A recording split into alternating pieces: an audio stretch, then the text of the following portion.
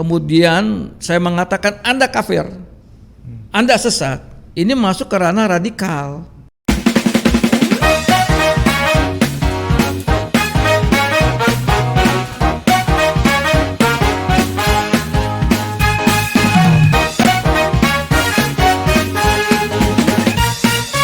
Di sisi lain.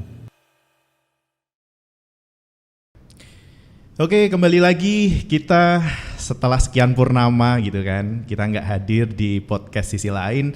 Kali ini saya hostnya Junadi Antara dan bintang tamu kita atau narasumber kita untuk kali ini sudah bersiap. Beliau ini sosok yang luar biasa, dari profilnya tadi sudah sempat saya baca juga. Dan tadi juga sudah ngobrol-ngobrol sedikit juga di off air gitu kan. Tapi lebih enaknya kayaknya langsung aja ya. Kita langsung berkenalan dengan beliau, Bapak Dr. Amir Mahmud MAG. Halo, selamat siang. Ini siang hari ini. Halo juga dan selamat siang. Siang tapi mendung. Siang tapi mendung ya tadi ya. Mendung. Perjalanan dari rumah, kampus, kemudian langsung kemari. Oke, berarti kelihatan banget ya, banyak aktivitas. Dilihat aja hari ini banyak banget ya. Ya seperti itulah kira-kira. Memang kalau seorang aktivis juga harus banyak sibuk, belum lagi ngajar ya dosen. Jadi dosen. Iya. Mantap. Karena di sini disebutkan beliau ini juga selain tadi dosen, ini Bapak Dr. Amir Mahmud MAG ini juga sekaligus riset juga ya Pak ya? Iya. Peneliti juga ya Pak ya? Peneliti tentang apa ini Pak? Ya tentunya dalam hal ini sesuai dengan bidang saya, di mana lebih banyak pada kajian-kajian radikalisme, fundamentalisme dan radikalisme serta terorisme itu sendiri. Oke, luar biasa. Kita nanti akan ngobrolin banyak tentang paham-paham yang sudah disampaikan tadi ya, seperti radikalisme seperti itu. Tapi sebelumnya kita lebih dekat dulu dengan sosok Bang Amir. Katanya kayak gitu kan. Biasa disapa Bang aja gitu kan. Abang ya. Abang. Ya. Abang Amir ini ya. Boleh diceritakan perjalanannya sampai bisa di posisi sekarang Bang Amir? Seperti apa ini? Ya, saya ini lahir di Jakarta. Tanggal 1 Desember 1965. Oke. Kemudian saya pada saat di SLTA di Jakarta itu saya sudah masuk kepada kegiatan organisasi namanya Pelajar Islam Indonesia atau PII. Iya. Kemudian saya juga di sana ikut semacam pondok pesantren tapi kayak kalong ya. Kemudian saya juga aktif dalam berbagai kegiatan-kegiatan masjid di Jakarta. Oke. Lepas itu singkat kata bahwa setelah selesai sekolah saya tahun 65. Lahir kan tahun 65. Kemudian saya tahun 85. Ya. Itu saya ada yang memberikan kepada saya semacam tawaran untuk belajar di luar negeri. Dapat beasiswa gitu? Sementara kita belum bicara itu dulu. Jadi tawarannya itu diantaranya adalah saya untuk, karena saya banyak di aktivitas organisasi ya. Kemudian saya dirujuk untuk kuliah di luar negeri. Kemudian ternyata ada tawaran lagi, di mana tawaran saya ini terkait dengan Akademi Militer Afghanistan. Wah. Ya. Tahun berapa itu? Itu tahun 85 saya berangkat. Oke. Ya, tapi itu sebelumnya ada semacam screening dulu ya. Dari fisik, kemudian dari banyak komunikasi dan sebagainya. Kemudian kita tahun 85 itu bulan November nggak salah itu tepatnya. Kemudian Desember itu kemudian saya terbang ke Islamabad.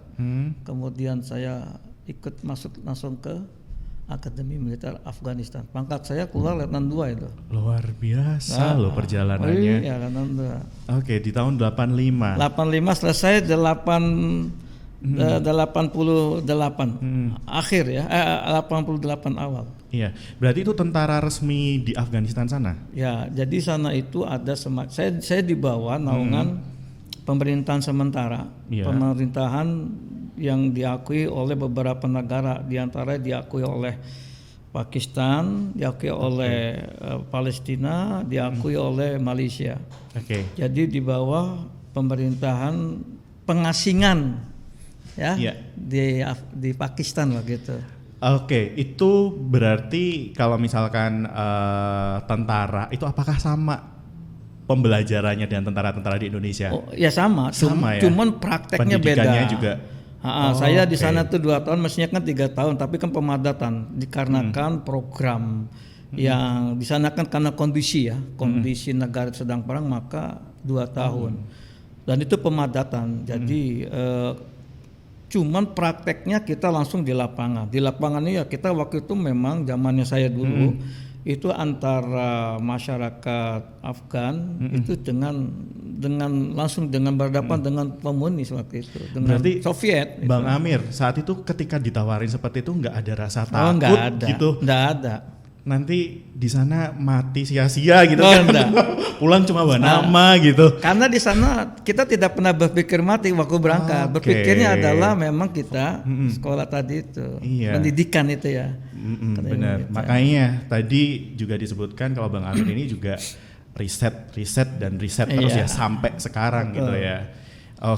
Nah ini perjalanannya cukup panjang banget, malah panjang ya. Panjang ini. Iya. Lepas dari sana. Kemudian saya pulang ke Indonesia.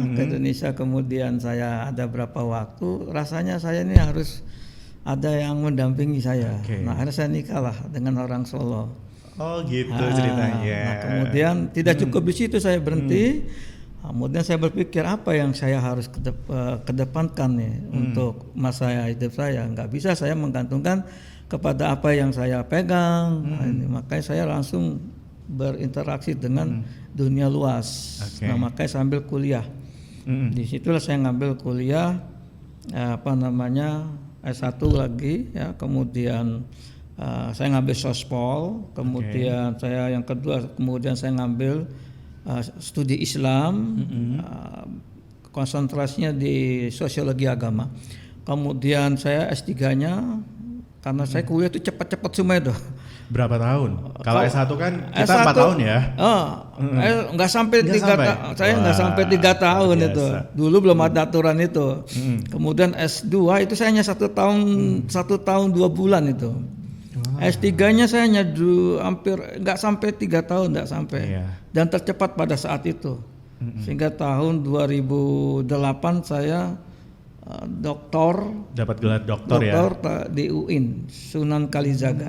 Dan mungkin kalau doktor belum banyak seperti sekarang belum ya. Banyak. Tahun 2008 pun dulu ya. Tantangannya besar karena lebih dan kayaknya sulit juga ya untuk meraih gelar untuk dulu doktor. Nah makanya beda. Nah ini untuk mahasiswa sekarang ya. Kalau sekarang kita ini dipersulit dengan sistem pendidikan. Tapi kalau dulu kayaknya rasanya itu kita disibukkan dengan masalah materi, penguasaan materi. Benar-benar mendalami banget materi itu ya, dan harus bisa gitu kan. Kualitasnya di situ. Apalagi sejarahnya Jogja pada umumnya itu melotok ya. Harus gitu ya. Sulit, gampang masuk, sulit keluarnya. Itu saya tahun 2008. Dapat gelar doktornya itu. Dan Solo belum semarak sekarang. Iya. Luar biasa perjalanan seorang Bang Amir kayak gitu ya, terkait pendidikannya berhasil. Terus kegiatan organisasinya juga berhasil. Nah, sekarang ini Bang, fokus ngapain sih kesibukannya? Nah, sejak tahun 2008 itu kemudian saya mengajar ya. Ngajar di S1, ngajar di S2 di Surakarta juga UNS. Kemudian banyak kesibukan di beberapa kegiatan-kegiatan keagamaan. Kemudian sampailah saya ini disebut dengan seorang leader. Tokoh ya yang heroik pada saat zaman tahun 2014 itu puncak karir saya terlupanya barangkali. Ya. Tahun 2014 itu apa yang dilakukan? Saya membuat suatu deklarasi. Wah. Ya.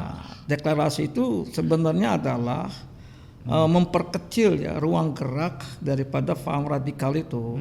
Ya. Jangan sampai dia itu masuk kepada sesuatu hal yang saling membenci, bahkan saling mengeluarkan kata-kata menghalalkan dengan sesama muslim yang berbeda aliran, berbeda kelompok.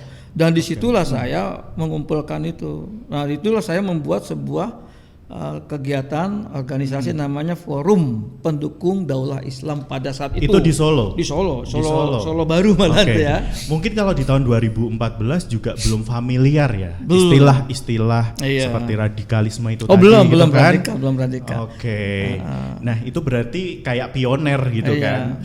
Saya memang kajian saya di S3-nya itu di bidang itu, jadi fundamentalisme, radikalisme. Waktu itu kan belum seperti yang ada sekarang ini. Makanya ketika berjalannya waktu muncullah istilah-istilah itu dan saya berjalan secara alami aja. Betul. Gitu. Nah, kemudian tahun 2000 itu saya membuat Amir Institute.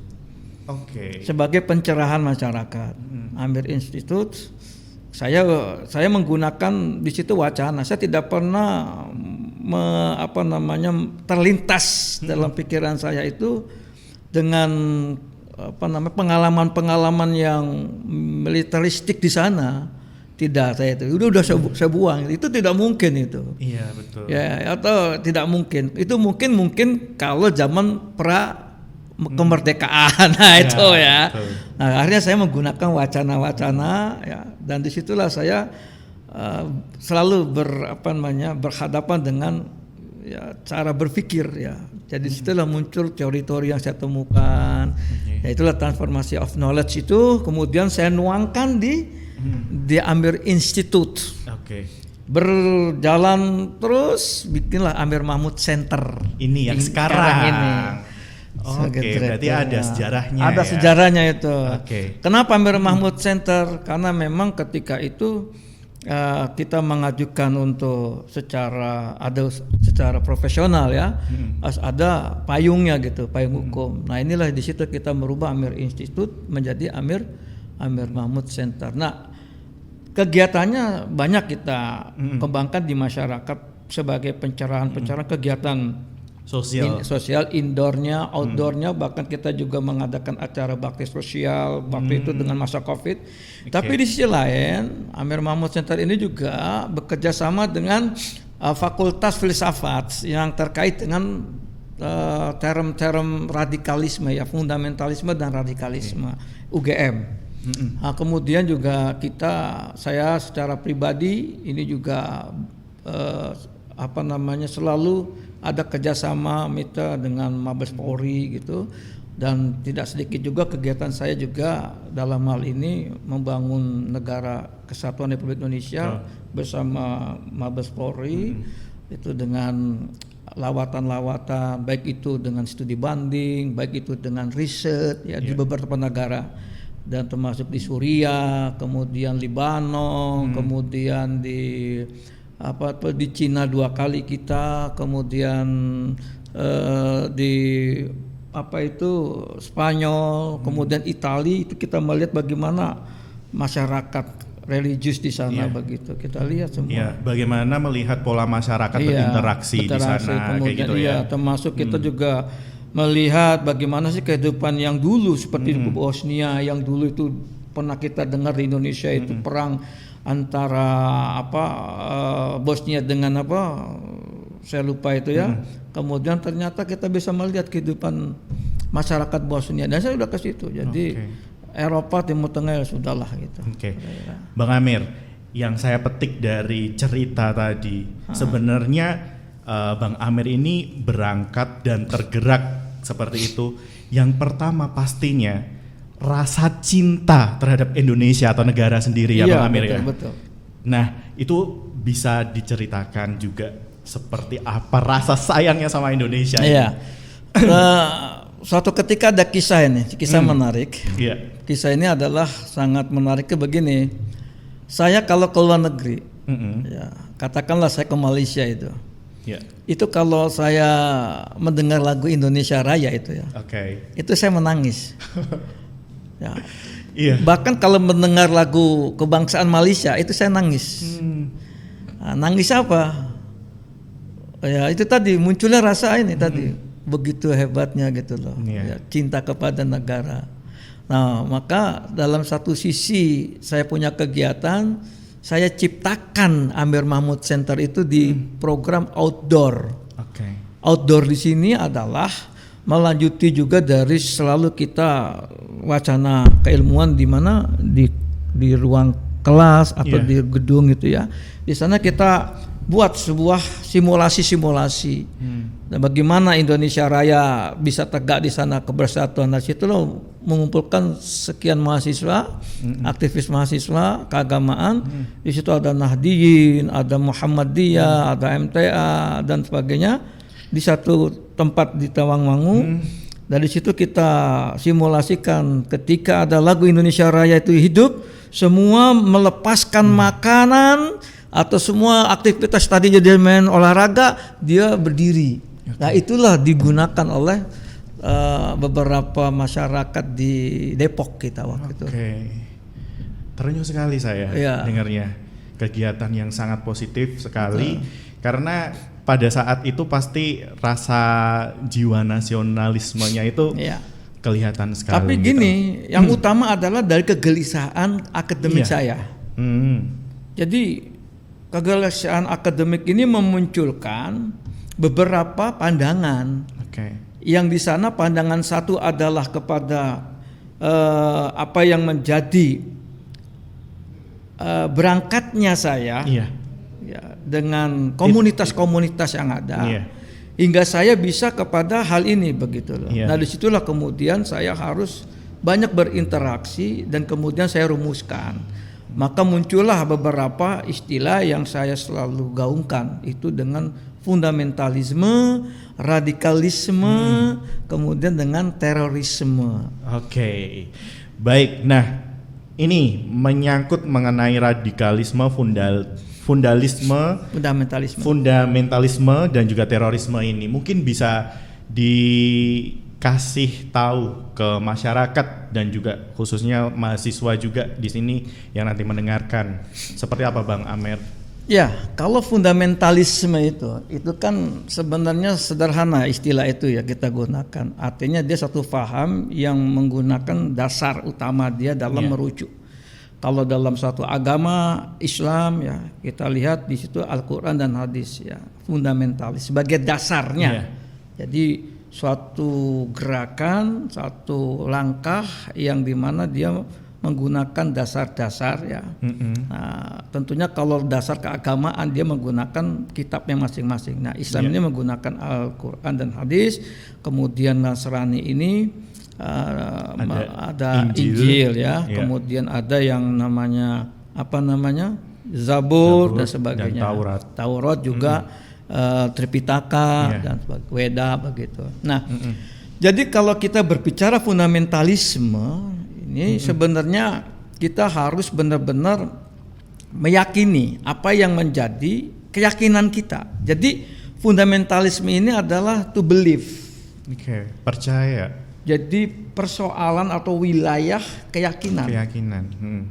Jadi kalau saya seorang hamba Allah yang beragama Islam, ya harus yakini sepenuhnya.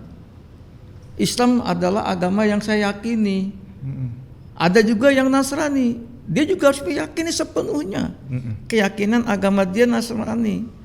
Yang Buddha pun begitu, dia harus meyakini ya keyakinan agama dia sebagai seorang Buddha dan seterusnya begitu. Nah, kemudian tidak mungkin dong saya masa beriman kepada satu keyakinan saya Islam, tapi saya juga mengimani agama yang lain. Apa artinya saya beragama kan begitu? Nah, cuman begini persoalannya ya.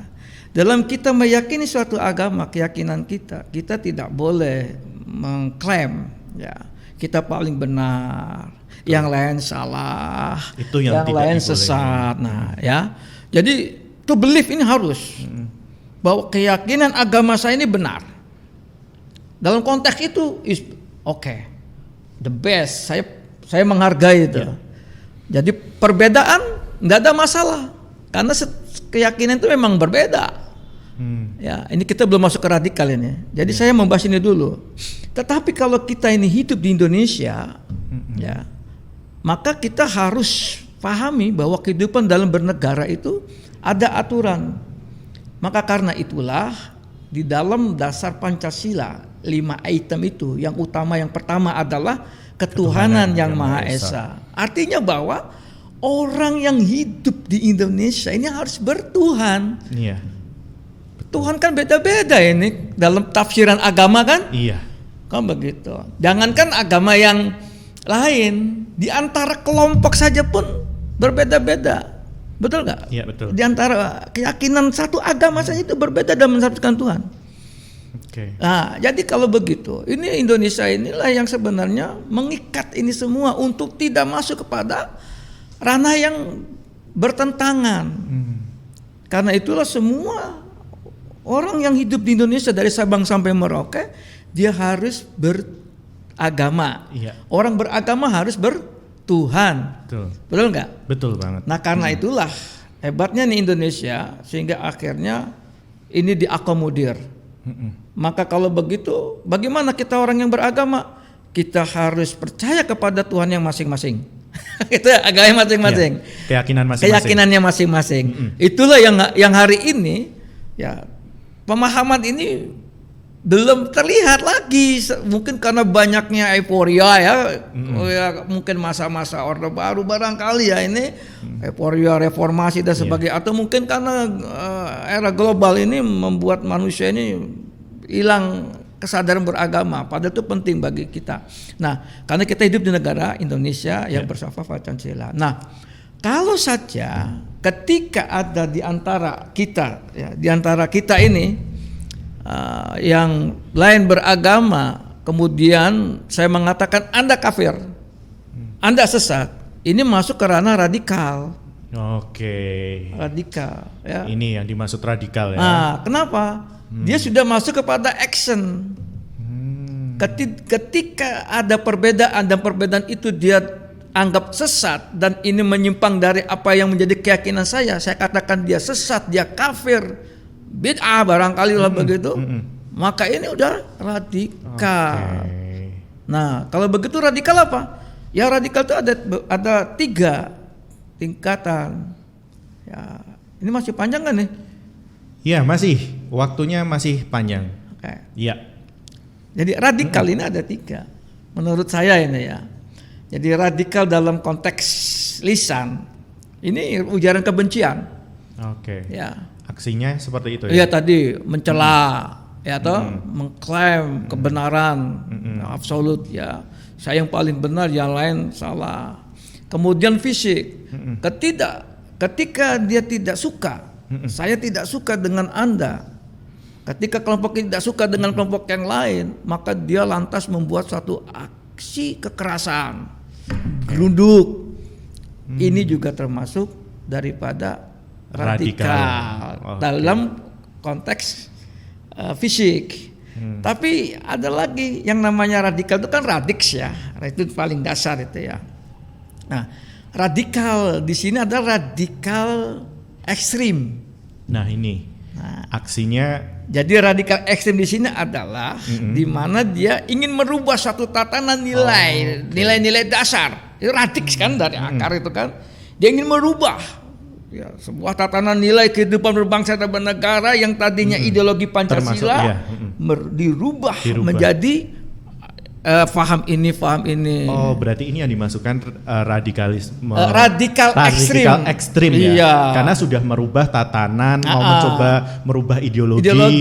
Okay. Ini pandangan saya. Oleh karena itu radikal itu masuk ke situ itu. Gitu. Nah, kemudian karena ini adalah bentuknya adalah dia ingin merubah ya, tatanan negara, maka ada undang-undangnya begitu. Iya. Ya. Nah. Kemudian wilayah yang ketiga, di samping tadi itu fundamentalisme, kemudian radikalisme, yang ketiga adalah terorisme. Nah ini. Nah, terorisme ini adalah satu paham di mana dia menciptakan rasa ketakutan, di mana kekuatan itu menjadi dasar dia untuk melakukan tujuan dia. Jadi satu paham yang menjadikan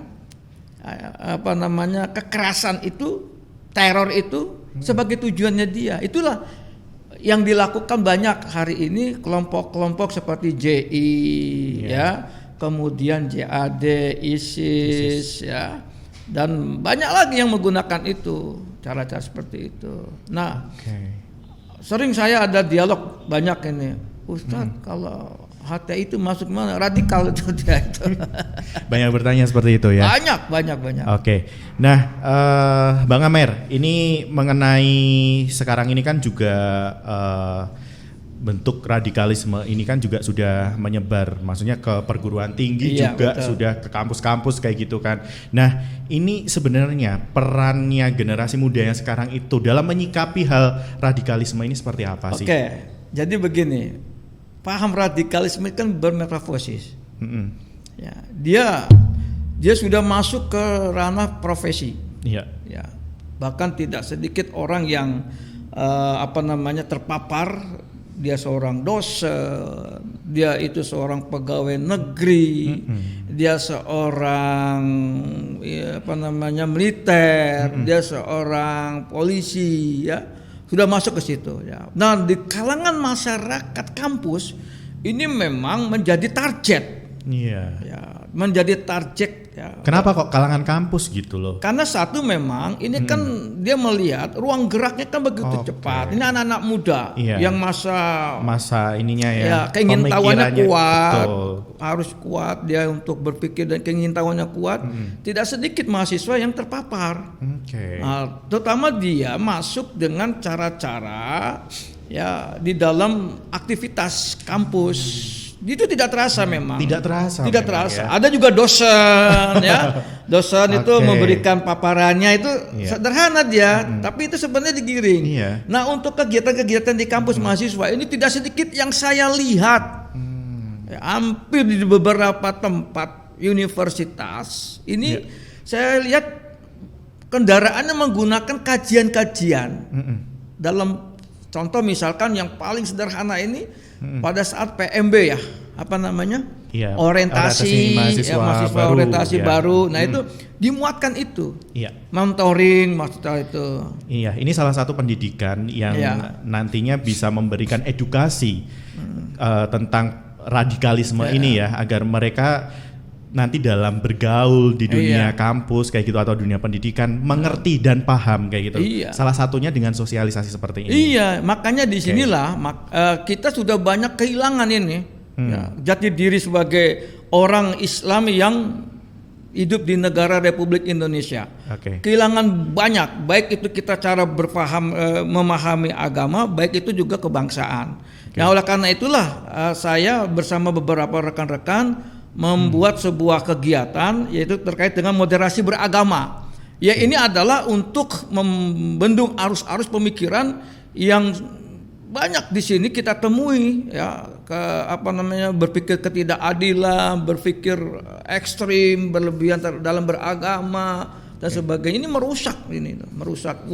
Bahkan muncullah intoleransi itu di kampus, tidak suka dan sebagainya. Betul banget ya. Oke, Bang Amer, ini sudah dikasih kode sama panitia. Ini pokoknya pembahasannya sebenarnya masih panjang lagi. Besok kita undang lagi Bang Amer untuk hadir di podcast Sisi Lain. Oke, terima kasih. Mungkin satu masukan atau satu pesan untuk generasi muda yang sekarang. Seperti apa ini, Bang Amer? Ya, saya hanya memberikan semacam sumbangsi berpikir. Marilah sebagai mahasiswa adalah menciptakan bagaimana membangun wawasan kebangsaan yang religius. Karena itu adalah merupakan peletakan pertama dari founding father di negara Republik Indonesia ini atau NKRI ini. Karena itulah jika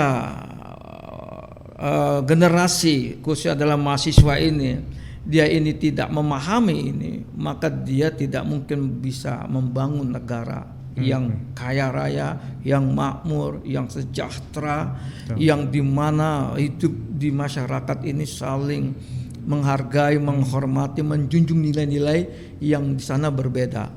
Dibandingkan dengan negara-negara yang lain, negara lain itu sedang belajar dengan Indonesia. Luar biasanya Maka Indonesianya. Marilah kita bangun kampus-kampus yang ada ini kepada pemahaman membangun wawasan kebangsaan yang religius. Tos dulu semangatnya. Bang Amer, terima kasih. Terima kasih teman-teman semuanya, dan sisi lain kali ini bersama Dr. Amir Mahmud MAG. Cukup sampai di sini. Saya Juna Adiantara. Sampai jumpa di sisi lain.